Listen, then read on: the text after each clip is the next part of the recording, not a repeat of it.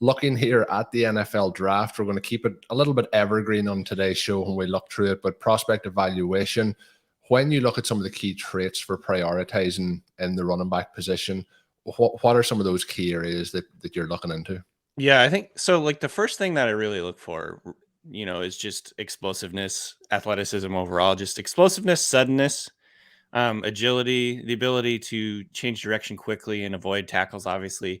I think that's like the first thing that you kind of look for as a bare minimum. If they're slow, if their foot speed is not very good, I think that's just like, it's just hard to win and stick around in the NFL if you don't have that speed or quickness ability to kind of like shake defenders in a short area or whatever. So I call it like making guys miss in a phone booth, like the ability to just, kind of like avoid tackles, not necessarily break through tackles. That is a big plus, but just to avoid tackles and avoid, players from tackling them. So I think those are like the first things you look for when you flip on the tape. And then I try and marry that with, the analytics of it, the production. Do they have like a baseline pass catching ability? Like, do they fight the ball when it comes to them? Are they constantly bobbling it? Do they have a lot of drops? All that stuff. Because obviously in fantasy, pass catching is a cheat code. So I think just generally speaking at running back, first thing I'm looking for, explosiveness and suddenness.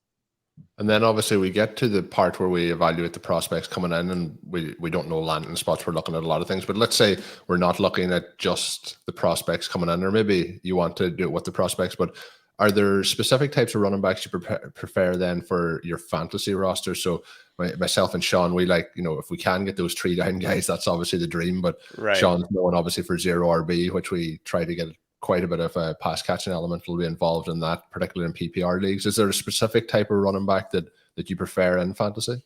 I think if you're talking about rookies, when they're coming in, I usually gravitate towards like guys with more speed, the actual physical bulk, because typically speaking, that is just going to mean you have a better chance of sticking on in the starting lineup and actually playing. I do know that, it's fun to find guys that can be in specialized pass catching roles, but I feel like the odds that they're going to end up with a major role on a team are lower if they're smaller. Just generally speaking, like your odds are greater if you're 210 plus pounds of sticking on a team and having a big role on a team. So that's generally what I gravitate towards, especially early on in drafts, I'd say in rookie drafts and in startup drafts, just guys that have the size to really, have a big role with the team, because those guys tend to have a better chance. And then when you get into later rounds, like you can find those specialized guys that may carve out a role, like a JD McKissick style guy. But I think those are more like you're kind of trying to find a needle in a haystack, I guess, with those guys. So you're just sort of taking shots on players with that profile. But yeah, to me, I gravitate towards guys 215, 210, 215 with good athleticism, like I said, good explosiveness, and just like the profile to be a starter at like a 3 down back, like you said. Well, Danny, it's so fun to have you on the show here. And Danny and I are in a variety of dynasty leagues together. And obviously he's so good at the rookie draft part, at the Devy part, at the drafting before the NFL draft happens. So great to have you on the show so that it can help level the playing field in some of these, in some of these leagues. I'm supposed to go to wide receiver here, but I do have more follow-up running back questions. So sure. I mean, I have to get this figured. You mentioned the explosiveness versus the tackle breaking, and I really love that because we do get so much focus on broken tackles. Mm-hmm. And I really like the guys who run the daylight, including the big backs like a Jonathan Taylor. And one of the things that you do hear from time to time about people who are watching these guys in college, projecting how they'll translate to the NFL, is that those plays aren't going to be there because you have more athletic NFL defenders in the secondary, that type of thing. Right. But I'm also hearing you saying that the ability to sort of force the miss tackle in the hole, get to daylight, that explosiveness. I mean, it's easy for me to pick out Jonathan Taylor now because it's kind of a win for somebody who does have that big play ability. Yeah. But one of the things that we have with RotoViz, we have the Advanced Stat Explorer. It has both broken tackles and forced missed tackles. I think those things complement each other and are both important. Mm-hmm. You're saying that you really like these guys who can force a complete miss, especially from college defenders. Yeah, I think so. I mean, obviously I do like guys who can break tackles. I'm not saying I don't like those guys, but I think when you watch when you watch a player completely like vaporize a pursuit angle, for instance, like even in the short area, like in the first 10 yards, he just jukes and he's gone. That explosiveness, that suddenness, that ability to change direction really, really quickly, I think is going to translate to the NFL a lot. Not necessarily a lot more, but it's certainly going to translate to the NFL compared to a guy who can just like barrel through a player. Number one, I think tackle breaking, you just don't have very many players like Marshawn Lynch in terms of, or like Javonte Williams, for instance, like you can just like run through arm tackles, like churn through tackles. I think those guys are more rare in terms of like their consistency and ability to consistently do that in the NFL, where I think if you can spot a guy that can just straight up make guys miss by either like going past their pursuit angle or whatever, or making guys like Kenneth Walker comes to mind for when I'm talking about this, like he's not necessarily like the most explosive or best tackle breaker, but he does do a really good job, I think, of making guys miss in a phone booth in terms of quick jukes, really sudden, like short area movement that just makes guys miss him. You know what I mean? Like they're coming in for a tackle and then they're just like grasping for air. So I think that kind of thing translates to the NFL really well. I do want to be clear though. Like I like guys that can break tackles. Like generally speaking, that's a very good thing. I guess here's an example. Like I brought up Javonte Williams. Like Javonte Williams and Michael Carter are two different style players, obviously different size and different profiles or whatever. But I think the Michael Carter style guy, he can make people miss with jukes and suddenness in the short area, whereas Javonte Williams, he can do that too, but he's also a guy that's just going to like run you over and run through you and trample all over your body as he's getting into the end zone type of deal. And so two different styles. Obviously, if you have a guy like Javonte Williams, he can do both. That's the ideal. But if you don't, then I think I'm like gravitating more towards the guys with the suddenness and burst to make guys miss versus, I'm trying to run through your face, because those guys, number one, there's more of them that just play with that style. You can find more of those guys later in the draft. But number two, like, you're probably not going to have a super long career if you're running with that style, generally speaking, unless you're very rare, like the Marshawn Lynch type guy.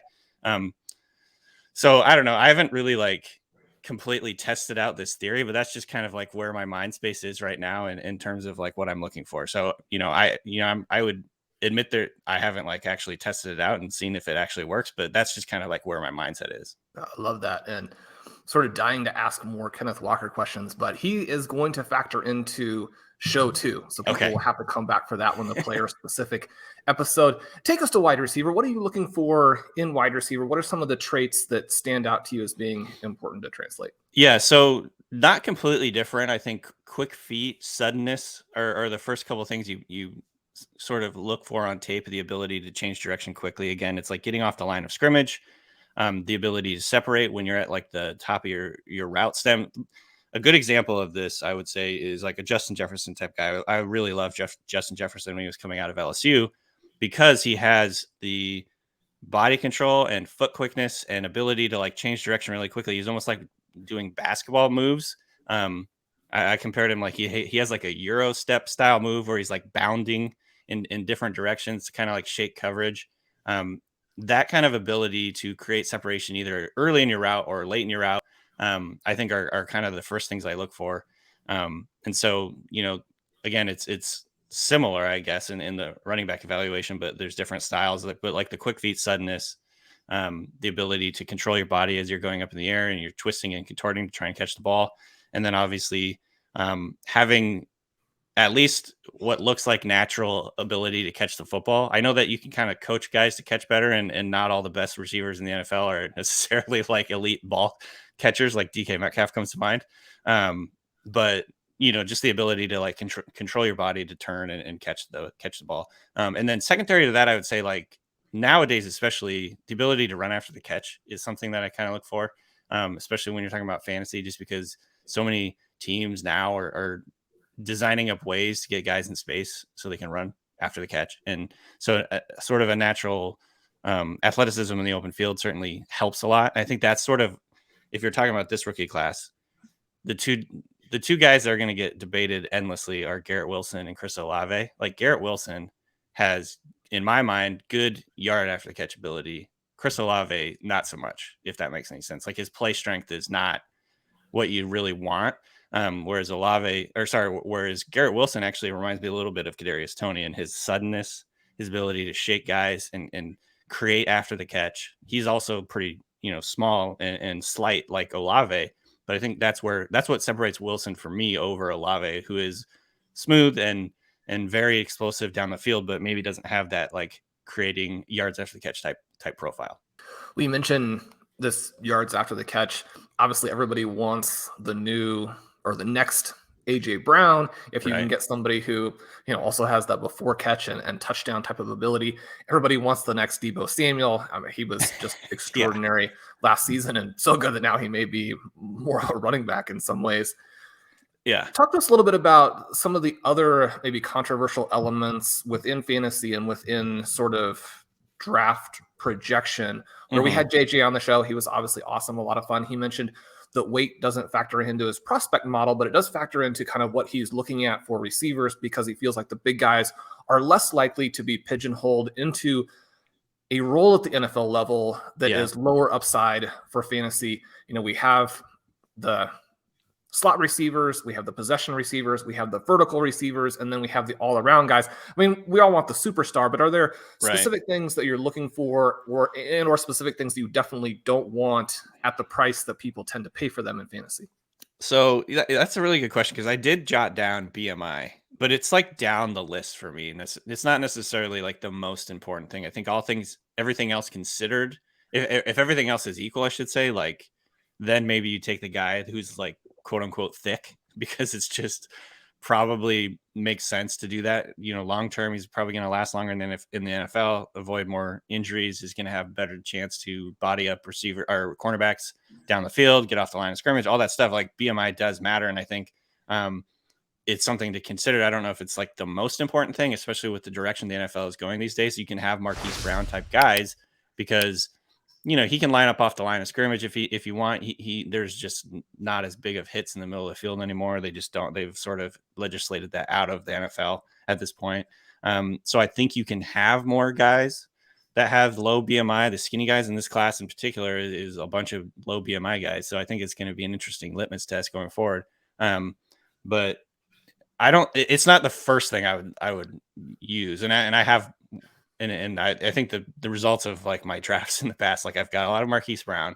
I took a bunch of flyers on Tutu Atwell last year. I don't know how that's going to work out clearly, but because he had a lot of good numbers, obviously in college, but he's just so small. It's just like, I don't know if this is going to work out. So I'm sort of regretting taking a bunch of flyers, like third round flyers on Tutu Atwell last year, but we'll see how that all works out. Obviously he has the draft capital that is somewhat encouraging, but I think he might be like an extreme outlier there. So I think it's like a sliding scale. There's a spectrum. And generally speaking, I gravitate towards thicker guys, but I don't necessarily eliminate like low BMI guys either.